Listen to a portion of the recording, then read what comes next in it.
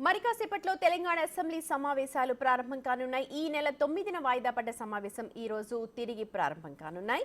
సభలో మొదట గంట పాటు ప్రశ్నోత్తరాలు జరగనున్నాయి. ఆ తర్వాత ఇటీవల మృతి చెందిన ముగ్గురు మాజీ ఎమ్మెల్యేలు కోమిరెడ్డి జ్యోతిదేవి, ఊకే అబ్బయ్య, రామచంద్రారెడ్డికి సంతాపం తెలపనుంది సభ.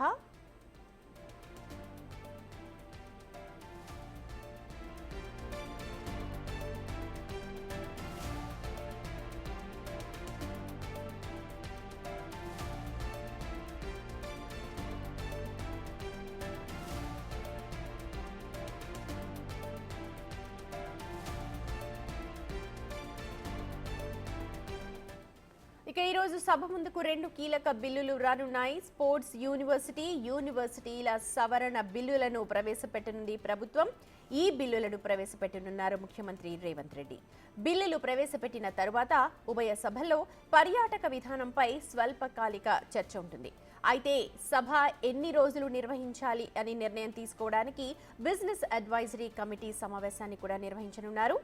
ఈసారి సమావేశాలు ఈ నెల 21వ తేదీ వరకు జరిగే అవకాశం ఉన్నట్టు తెలుస్తోంది.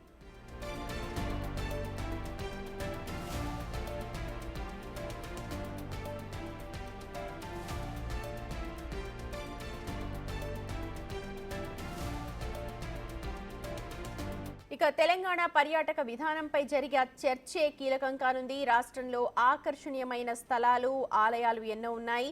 ఇవన్నీ కూడా ఆశించిన స్థాయిలో పర్యాటక అభివృద్ధి జరగలేదు అని ప్రభుత్వం భావిస్తోంది. ఈ అంశాలపై ఇటీవల అధికారులతో సీఎం రేవంత్ రెడ్డి సమీక్ష కూడా నిర్వహించారు. ఈ నెలాఖరు నాటికి కొత్త పర్యాటక పాలసీని సిద్ధం చేయాలని ఆదేశించారు. దీనిపైనే ఇప్పుడు అసెంబ్లీలో స్వల్పకాలిక చర్చ చేపట్టనున్నారు.